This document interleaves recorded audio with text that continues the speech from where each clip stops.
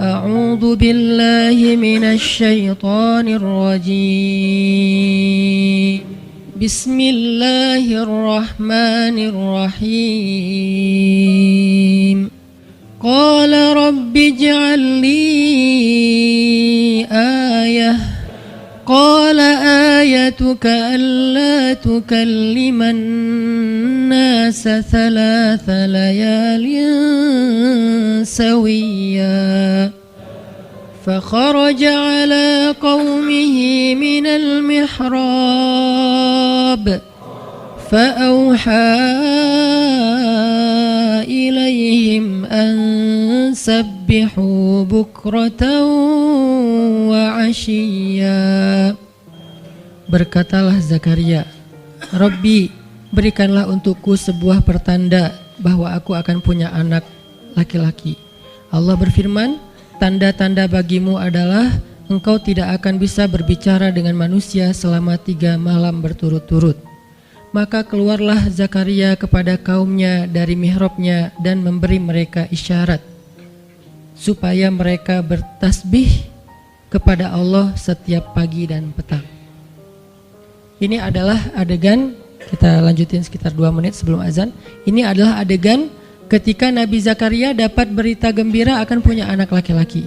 Karena Nabi Zakaria berdoa minta anak laki-laki dari sejak nikah sampai usia 80 tahun. Kurang lebih sekitar 50 tahun berdoa. Lama banget, ya Allah beri anak, ya Allah beri anak. Sampai iparnya udah punya anak keren namanya Maryam. Iparnya adalah Imran. Udah punya anak keren banget, cewek, solehah, dari kecil udah beribadah di Masjidil Aqsa. Zakaria masih minta anak, ya Allah, ya Allah, ya Allah. Sampai puncaknya Zakaria ngelihat Maryam dapat makanan dari langit. Zakaria datang ke mihrab Maryam, terus di situ udah ada makanan yang bukan dibawa oleh Zakaria. Zakaria nanya, "Anna laki hadza ya Maryam?" Maryam dapat dari mana makanan ini? Kata Maryam, "Huwa min indillah, dari Allah," kata Maryam. Gimana caranya? Kata Maryam, Allah punya cara sendiri. Allah yarzuqu may yasha bighairi hisab. Terserah Allah gitu. Masya Allah, Masya Allah. Zakaria kagum sama Maryam. Langsung pergi ke mihrabnya Zakaria, sholat. Dan di dalam sholatnya Zakaria berdoa, hunalika da'a Zakaria rabbah. Di saat itulah Zakaria benar-benar nangis berdoa kepada Allah, ya Allah, Rabbi habli min ladunka dzurriyyatan thayyibah innaka sami'ud du'a. Ya Allah, beri saya anak seperti dia, seperti Maryam. Engkau maha mengijabah doa dan saya enggak pernah berputus asa meminta kepadamu. Udah 50 tahun lebih. Tiba-tiba Allah bilang, ya Zakaria, inna nubashiruka bi gulam ismuhu Yahya lam naj'al lahu min qablu samiyya. Zakaria, sekarang kami akan perkenankan doamu, kamu akan punya anak, beri dia nama Yahya. Belum pernah ada anak seperti dia yang soleh di muka bumi. Zakaria kaget, walaupun doa, tapi beliau masih berpikir kayak, gimana caranya saya punya anak? Ini kayak tarik-tarikan antara logika manusia dengan iman. Imannya percaya Allah Maha Kuasa, tapi logikanya gimana caranya? Istri saya sudah tua, saya juga udah tua. Lalu Nabi Zakaria bertanya untuk biar lebih tenang, supaya logikanya nggak ragu lagi. Kalau imannya udah mantap, tinggal logika. Zakaria tanya, beri saya ij'al li ayah, beri saya bukti, tanda, gimana cara saya punya anak. Kata Allah, tandanya alla tukalliman nas salatsa layalin sawiyya. Kamu tiba-tiba nggak bisa ngomong. Kamu sehat, kamu nggak punya masalah, tapi kamu nggak bisa ngomong. Mau ngomong tuh gak bisa. Kamu bisa tilawah, kamu bisa zikir, tapi kamu gak bisa ngomong. Bisa subhanallah, subhanallah, subhanallah. Bisa alhamdulillahi rabbil alamin. Gak bisa. Jadi baca Quran, kalau ada Quran, tapi dulu kan Taurat ya. Baca Taurat bisa, zikir bisa, hayya ala sholah, kalau azan ada azannya bisa. Pokoknya semua bisa kecuali mau ngomong tuh gak bisa. Masya Allah ya, luar biasa. Kenapa? Karena Allah pengen Zakaria zikir aja 3 hari. Jangan ngomong dengan manusia walaupun ucapannya baik kecuali zikir. Jadi kalau mau ngomong dengan manusia, subhanallah, masya Allah, alhamdulillah, bismillah. Cuman gitu doang ngomongnya. Gak bisa, lu mau kemana? Gak bisa. Insya Allah gitu. Jadi cuman bisa zikir. Saking Allah pengen Zakaria menghabiskan 3 hari sebelum Allah tunjukkan keajaiban hanya dengan berzikir. Apa poinnya di sini? Kalau kita pengen ada keajaiban dalam diam, maka isilah diam kita dengan zikrullah. Dan salah satu cara Allah Subhanahu wa taala mendidik Nabi Zakaria untuk menjemput keajaiban itu adalah Allah menyuruh Zakaria untuk diam dan mengisi diamnya dengan zikratullah bukratan wa asiyya, mengingat Allah pada waktu pagi dan pada waktu petang. Artinya diisi dengan zikir. Dan waktu itu Nabi Zakaria menurut ulama tafsir, beliau tidak cacat lisannya, benar-benar bisa ngomong. Hanya tidak bisa bicara dengan manusia tapi bisa berzikir. Jadi beliau bisa zikir, bisa mengucapkan kalimat-kalimat Alkitab yaitu Taurat. Beliau bisa membaca ayat-ayat Allah, beliau bisa mengucapkan kalimat bismillah dan seterusnya, tapi nggak bisa ngomong dengan manusia. Dan itu terjadi selama 3 malam. Dan akhirnya setelah 3 malam, Nabi Zakaria tiba-tiba dapat berita gembira kalau istri beliau hamil. Ini pelajaran penting banget buat kita. Kalau ini pernah berlaku terjadi kepada Nabi Zakaria, keajaiban dengan cara kayak gini, maka ini juga akan terjadi kepada kita. Itulah alasan kenapa kisah tersebut direkam dalam Al-Quran, supaya dia menjadi pelajaran hudan lil muttaqin. Itu kenapa Allah katakan Al-Quran hudan lil muttaqin, petunjuk bagi orang yang bertakwa, orang yang pengen memperbaiki diri, orang yang pengen dapat solusi. Muttaqin, orang yang pengen wa may yattaqillaha yaj'al lahu makhraja, dapat jalan keluar. Wa yarzuqhu min haitsu la yahtasib, dikasih rezeki yang enggak terduga-duga. Wa may yattaqillaha yaj'al lahu min amrihi yusra, diberikan kemudahan. Wa may yattaqillaha yaj'al lahu yukaffir anhu sayyi'atih, dihapuskan semua dosa. Wa yu'dhim lahu ajra, dikasih reward yang berlipat-lipat. Maka siapa yang pengen dapetin keajaiban-keajaiban orang bertakwa itu, maka jadikanlah Al-Quran sebagai petunjuknya, hudan lil muttaqin. Nah, gimana cara kita jadiin Al-Quran sebagai petunjuk? Jawabannya juga ada di ayat yang sama, la raiba fih, jangan ragukan ayat-ayat Al-Quran, termasuk kisah-kisah yang ada di dalamnya. Sehingga kalau kita benar-benar percaya kisah Nabi Zakaria mendapatkan keajaiban dengan cara diam dan zikir, maka kita coba terapin itu dalam masalah hidup kita, insya Allah kita juga akan mendapatkan keajaiban dan kejutan seperti yang didapatin oleh Nabi Zakaria. Itu pesan poin yang ada di dalam ayat 10 dan 11 surat Maryam. Sehingga buat sebagian orang yang mungkin ngerasa selama ini sering disakiti, sering dicuekin, sering didebat, sering diapain, jangan terlalu diladenin. Kadang-kadang ada teman saya nanya ke saya, Ustadz, ini ada yang ngomongin Ustadz gini di sosmed, perlu kita balas nggak nih? Saya bilang udah diamin aja. Itu tuh santai, tapi sebetulnya itu ada kayak alasan kenapa saya memilih sikap itu, bukan karena kayak males ribut. Sebetulnya kadang-kadang kan ribut itu kayak nyenengin ya, kayak olahraga apa ya, emosi gitu kan. Rame-rame di sosmed itu kayak asik kan, kayak kita ngegame gitu kan. Jadi nge-replay komen-komen orang kayak lucu-lucuan gitu. Saya pernah lihat Rachel V-nya bagus juga sih. Ini bukan dalam hal negatif tapi positif, makanya saya sebutnya nama. Rachel itu kan main kemarin ke Australia sama New Zealand. Terus ada dia lagi foto-foto gitu di sana bareng dengan suaminya. Tiba-tiba ada yang komen, Sel, lo nggak cocok di tempat itu. Tempatnya bagus tapi gara-gara lo jadi kurang bagus gitu. Terus dia jawab, ya gue nggak cocok tapi dompet gue cocok, kata dia. Kadang-kadang perlu digituin juga sih ya, biar paham. Karena kata Ustaz Abdul Somad, sombong kepada orang yang sombong adalah sedekah. Tapi itu mah pilihan. Rasal memilih sikap santuy. Tapi dengan dia guyonin, kalau saya memilih sikap diam aja deh. Karena saya takut kalau saya ngomong malah jadi panjang debatnya, dan saya merasa nggak mampu untuk selalu membela diri dengan argumen. Karena membela diri dengan argumen kadang-kadang ya kalau bahasa Ustaz Umar Mita, orang yang mencintaimu tidak butuh alasan, orang yang membencimu tidak akan menerima alasan. Jadi kayak ya udahlah, diamin aja. Ternyata dengan kita diam muncul aja keajaiban, banyak keajaiban. Jadi benar-benar saya percaya banget diam itu tuh keajaiban. Dan itu berlaku dalam dakwah, berlaku dalam masalah keluarga. Ketika istri lagi ngambek, dia misalnya komen panjang di sosmed, di WhatsApp misalnya, Dia kayak misalnya namanya juga lagi ngambek ya, ngomong panjang di WhatsApp. Kalau saya sabar untuk diam, itu tuh beres dengan sendirinya dan akhirnya malah lebih baik. Tapi kalau saya kepancing, jadi kita balas-balesan. Sepanjang hari WhatsAppan terus nggak beres-beres, tapi hasilnya makin lama tuh tangan pegel, hati panas. Karena kayak pengen dia balas apa, oh balesin lagi, balas apa, balesin lagi, terus aja gitu habis energi dan kerasa gitu capeknya tuh luar biasa. Tiba-tiba muka jadi lebih tua gitu kan ya, tiba-tiba berkerut semua, terus warna kulit makin doff gitu.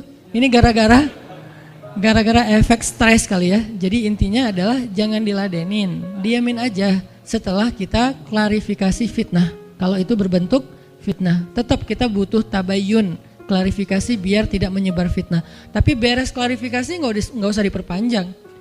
Berapa kali mungkin teman-teman ngelihat, mungkin saya pernah nggak ada apa-apanya sih dibilangkan Ustadz Felix, kalau beliau lebih pro lah dalam masalah kayak gini. Kalau saya beberapa kali dibully di sosmed, pernah nggak saya ladenin? Hampir nggak pernah.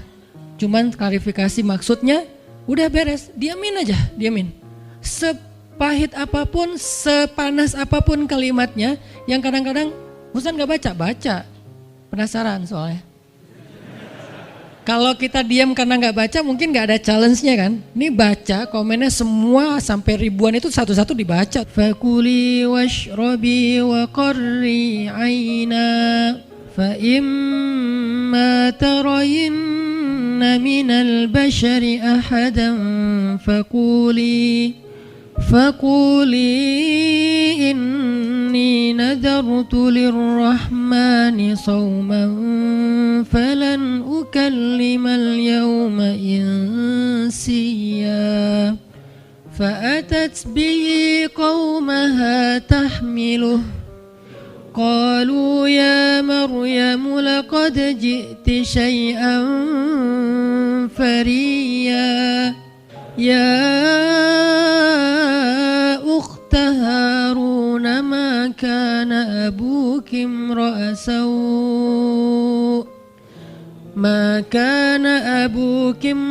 سوء وما كانت أمك بغيا فأشارت إليه قالوا كيف نكلم من كان في المهد صبيا.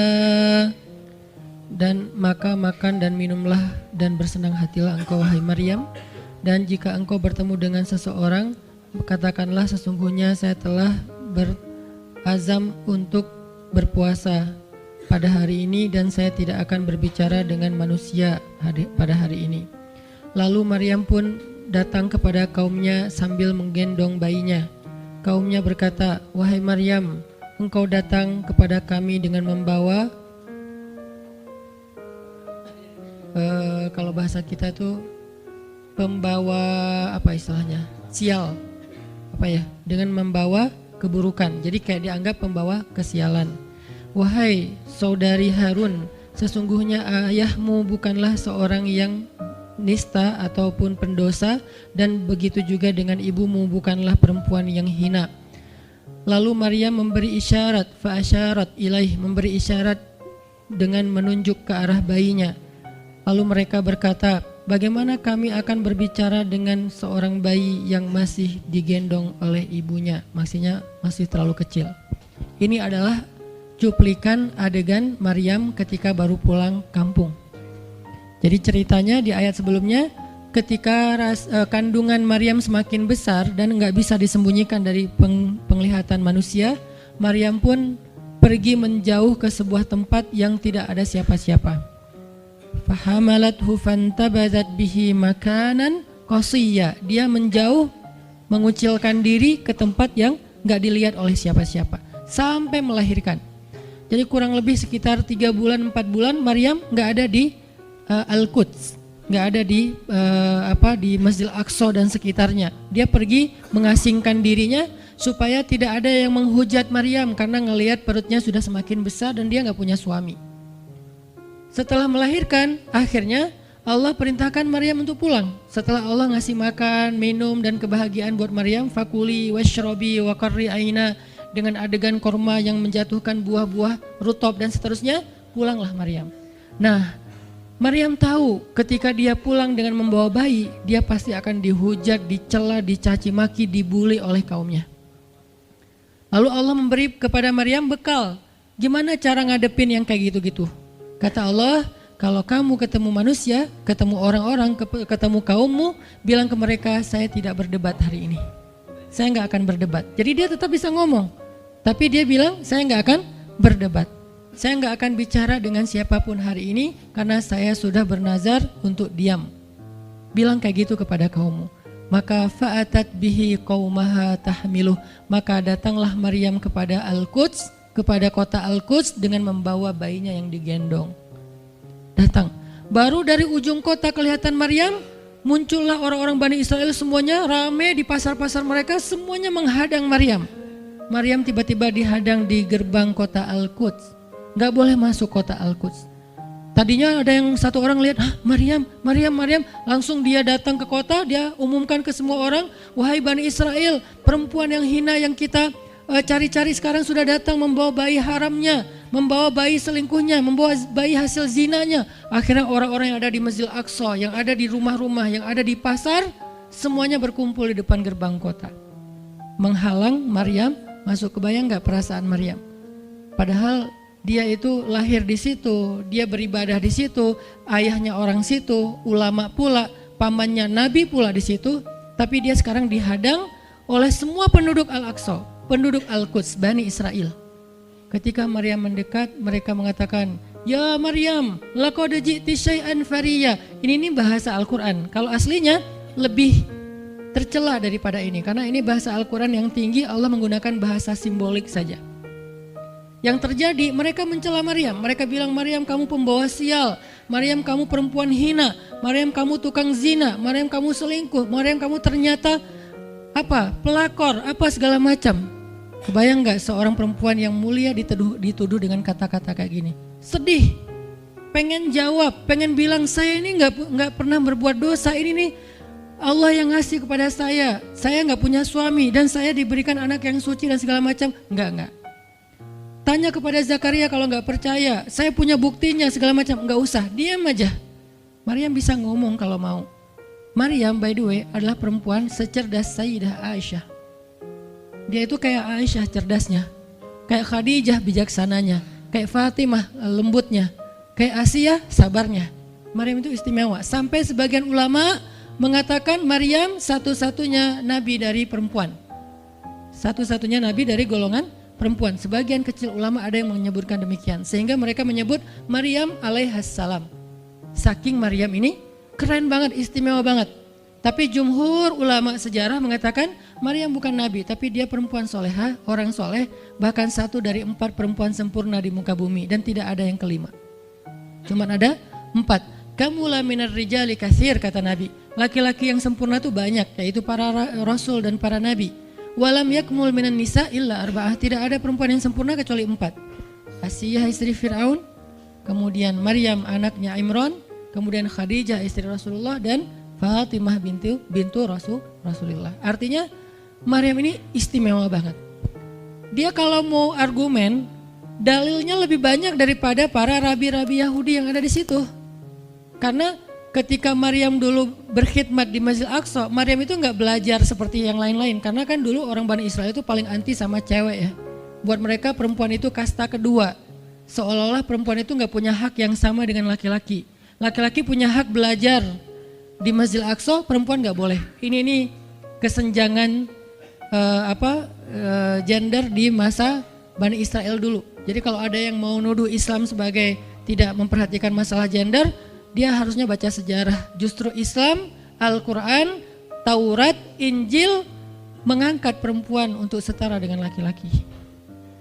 Awalnya perempuan itu hina di masyarakat Bani Israel, dianggap pembawa sial. Sampai masyarakat jahiliyah sebelum Islam datang, apa yang terjadi dengan bayi perempuan?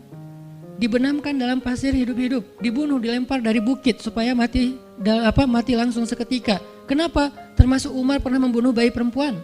Umar radhiyallahu an. Kenapa dia sedih banget? Karena dia ingat masa lalu ketika dia pernah membunuh bayi perempuan. Kenapa mereka membunuh bayi perempuan? Karena dianggap perempuan ini membawa sial.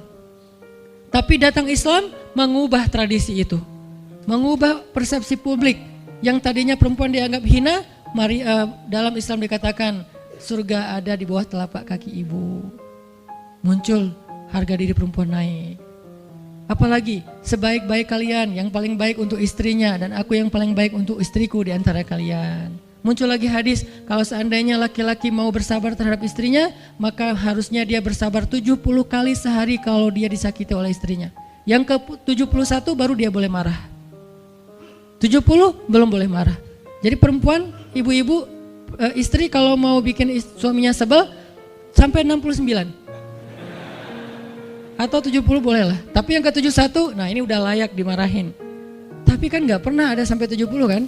Paling juga 10%-nya lah, 7 kali sehari. Dan itu istiqomah setiap hari. Hari ini kok kamu gini lagi sih, kemarin udah beda hari. Jadi beda hitungannya, 0 lagi mulai dari awal. Tapi nanti ada hadis penyeimbang. Nabi itu kan bijaksana banget. Yang diajarin bukan cewek doang, cowok juga diajarin.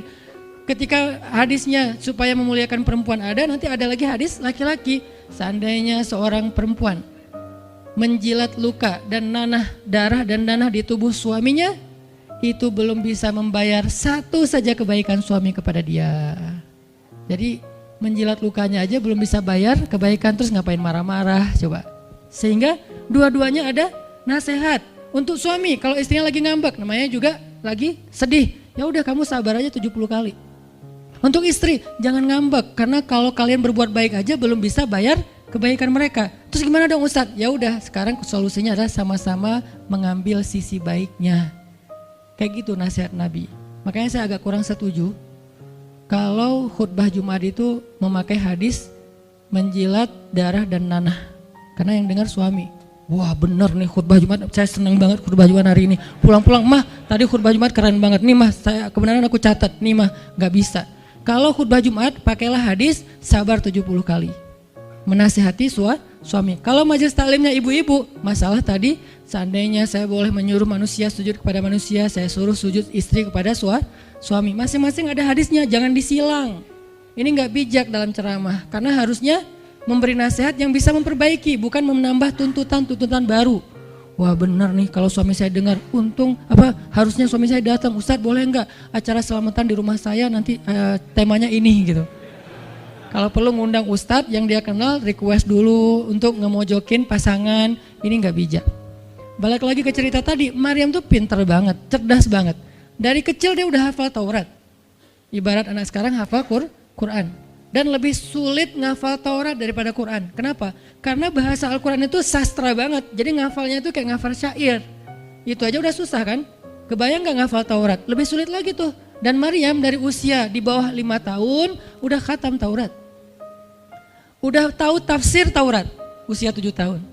Bahkan saking keren dan pinternya Maryam, kadang-kadang ketika Maryam ngobrolin tentang Taurat sama Zakaria, itu Zakaria sampai geleng-geleng kepala. Maryam, gitu maksudnya? Sampai nanya ke Maryam. Gitu om maksudnya. Maryam ngomongnya ke Zakaria udah kayak ngajar gitu. Saking pinternya Maryam. Jadi hadis-hadis Zakaria Maryam hafal. Kan para anbiya itu punya hadis kan. Hadis Zakaria dihafal oleh Maryam. Tauratnya Musa dihafal oleh Maryam. Kebijaksanaan para nabi dihafal oleh Maryam. Dia dari usia 10 tahun itu udah jadi ulama besar Maryam. Artinya kalau misalnya orang mau berargumen dengan Maryam, dia punya banyak bahan. Dia punya banyak narasi. Dia lagian Maryam itu pintar ngomong. Tapi Maryam diam. Jadi kalau kita ngerasa pintar ngomong, pintar komen, pintar apa, tetap aja kita punya alasan harusnya kita diam. Karena Maryam yang lebih daripada kita ternyata juga diam. Akhirnya Maryam diam. Dikatakan ya ukhta Harun. Diingatkan lagi dengan kemuliaan keluarga Imran. Ya ukhta Harun ma'akana abuki mra'asau. Wa ma kanat ummuki baghiya. Ayah kamu itu Imran loh Maryam, kamu enggak malu punya bayi di luar pernikahan sementara keluarga kalian itu keluarga baik-baik. Apa kamu tega menyakiti ayahmu, mencoreng nama besar dan nama baik keluarga besarmu dan seterusnya. Maryam makin luar biasa panas banget, sedih banget.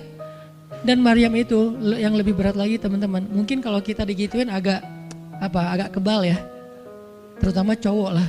Cowok kalau digituin agak kebal karena emang kurang berperasaan sih kalau cowok ya. Coba lihat dari angle cewek. Cewek itu lebih peka loh dari kita. Kita mah mungkin lebih mudah lah diam. diomelin, diam aja. Karena kita kan orangnya agak santuy gitu kan. Kalau cewek tuh nggak bisa gitu. Makanya lihat angle ini dari angle cewek. Kalau tadi Zakaria, sekarang Maryam. Dan Maryam lebih peka daripada semua cewek yang ada di muka bumi. Lebih perasa lagi daripada perempuan yang ada di muka bumi. Sangat-sangat pemalu. Saking pemalunya, ketemu cowok keren, ta'awuz coba. Cewek itu perasaannya lebih dalam daripada kita. Jadi kalau misalnya cewek-cewek, Maryam tuh gak punya, ketemu cowok keren aja dia ta'awuz. Siapa cowok keren yang ditemui Maryam? Jibril. Gabriel loh yang ditemuin. Dan waktu itu Jibril menjelma. Apa? Fatamassala laha basyaron sawiyya. Jibril menjelma sebagai basyaron sawiyya. Allah yang ngomong tuh, cowok keren. Allah yang bilang keren. Kalau kita merasa udah paling keren, menurut Allah biasa-biasa aja. Karena Allah pernah menciptakan Yusuf, Allah pernah menciptakan Muhammad, Allah pernah menciptakan Yahya. Kita merasa paling keren, Allah pernah menciptakan Sarah, perempuan paling keren juga, Aisyah, Fatimah. Jadi buat kita kayak udah kegeeran paling keren se-Bandung gitu kan ya. Menurut Allah mah biasa. Kalau Jibril, Allah sendiri yang bilang dia tuh emang keren. Jibril emang bukan malaikat, tapi kalau ketemu manusia, kecuali para nabi, Jibril itu menjelma sebagai manusia. Supaya tidak terlihat wujud aslinya. Karena gak kuat orang lihat wujud aslinya Jibril. Nabi Muhammad aja pertama ngelihat Jibril dengan wujud aslinya pas di Gua Hira itu lari tuh. Takut, saking ngerinya Jibril tuh. Jangankan manusia, malaikat aja segan sama Jibril. Jibril lewat, malaikat gak berani malaikat. Kenapa saya bilang kok disegani? Allah yang bilang di Al-Quran, dia itu malaikat yang disegani. Dzu mirratin. Dzu mirrah kalau bahasa kita, malaikat yang sangat berwibawa. Sehingga di antara malaikat aja gak ada yang sembarangan bicara sama Jibril. Mau bicara sama Jibril kayak, aduh segan, malu, gitu malaikat. Cuman gak pakai, itu mah Sunda ya. Pokoknya malaikat mah gak berani ngomong sama Jibril saking segannya. Kenapa? Gagah banget wujud aslinya.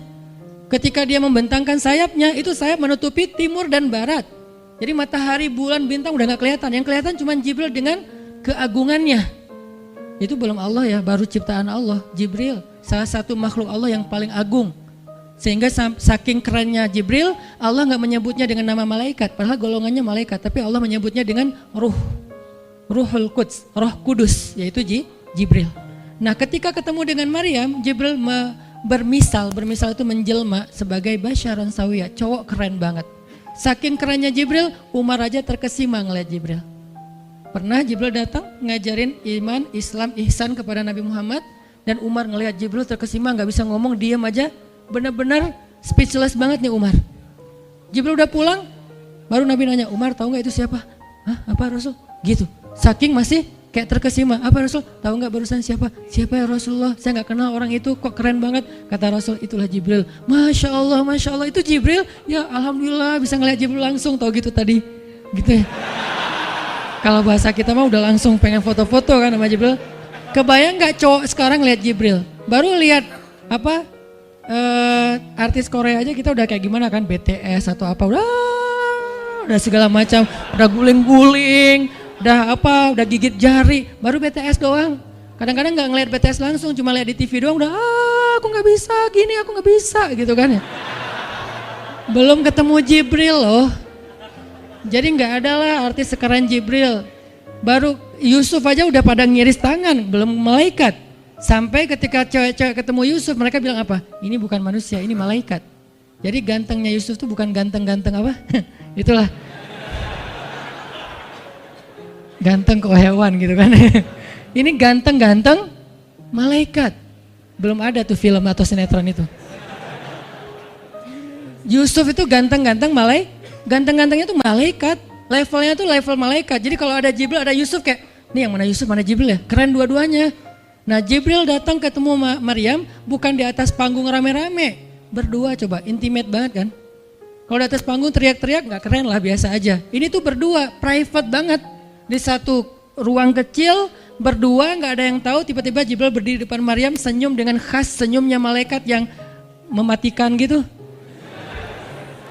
Maryam pas buka mata lagi zikir, ngelihat Jibril depan matanya keren banget, langsung Maryam bilang apa? A'udzubillah, Cie, wibawa banget kan Maryam.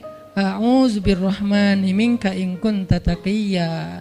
Jadi emang elegan sih orang-orang soleh tuh. Dia langsung nunduk, dia bilang a'udzubirrahmani minka in kunta taqiyya. Aku berlindung kepada Allah yang Maha Rahman. Kenapa ngomongnya Rahman? Karena keren. Kalau enggak keren, a'udzubillah. Karena keren, a'udzubirrahman. Tapi masih ta'awuz, cuman pakainya Rahman karena Allah tuh Maha Pengasih yang udah bikin kamu tuh keren. Diksinya luar biasa ya. Maryam enggak bilang a'udzubillahi minasyaitonirrajim. Enggak, ini enggak layak dibilang syaitan, ini terlalu keren.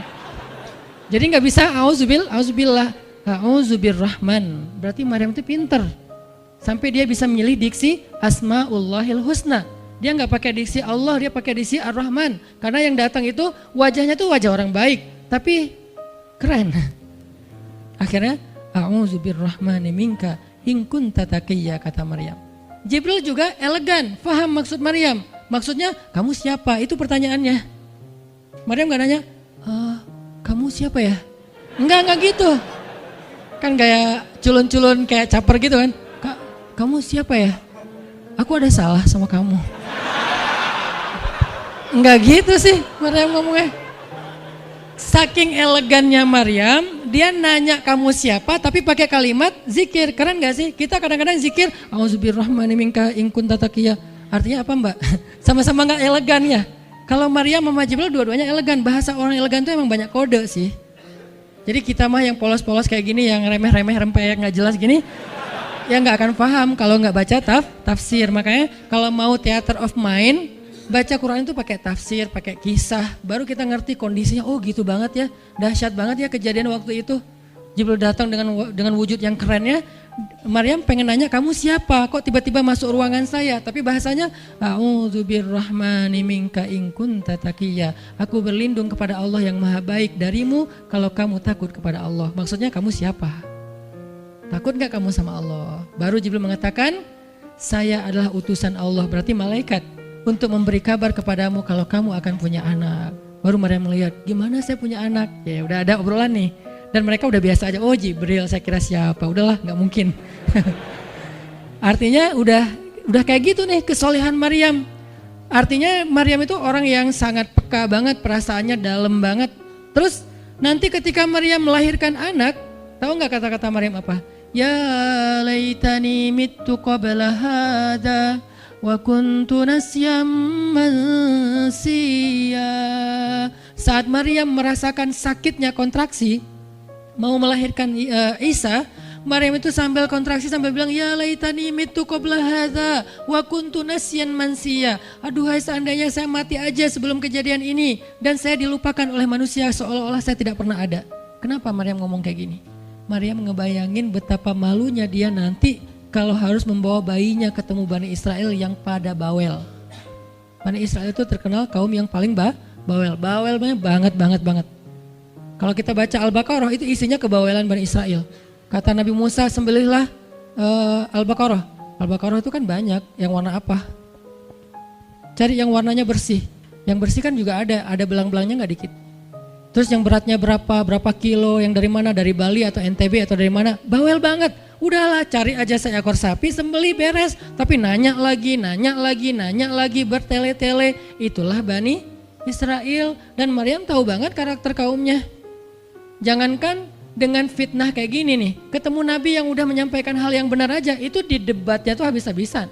Apalagi dengan kondisi Maryam. Makanya Maryam takut banget, dia nggak kuat menanggung malu. Kalau kita mungkin masih kuat lah nanggung malu, kadang-kadang malah malu-maluin gitu kan. Kalau Maryam nggak kuat nanggung malu, berarti orang yang seperti ini harusnya kan berat banget untuk diam kan, nggak akan kuat diam, harusnya dia ngomong gitu, dia belain diri. Tapi Maryam itu sisi lainnya adalah perempuan yang mukminah, siddiqah, sangat yakin sama Allah. Allah suruh diam, ya udah diam.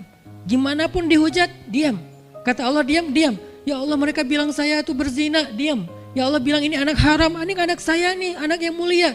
Anak yang satu-satunya ketika lahir gak disentuh setan di antara manusia loh. Satu-satunya manusia ketika lahir gak disentuh setan. Nabi Muhammad setannya malah diislamkan. Beda, kerannya itu beda. Kalau Isa gak disentuh setan, kalau Nabi Muhammad setannya malah masuk Islam. masing-masing punya keistimewaan lah. Tapi satu-satunya manusia yang lahir gak disentuh setan, cuman Isa. Kita semuanya pernah disentuh. Lahir langsung. Apa sih lo datang-datang ke dunia nggak nama-namain kerjaan gua gitu kan.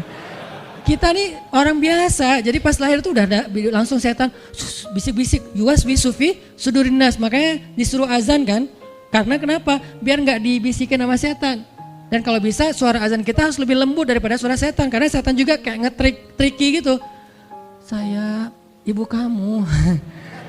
Anak bayi dinina bobokan sama setan, hiduplah iblis gitu-gitu kan. Jadi kayak di dokter nama setan, iblis itu keren, iblis itu soleh, iblis itu baik, tapi pakai bahasa nasyid.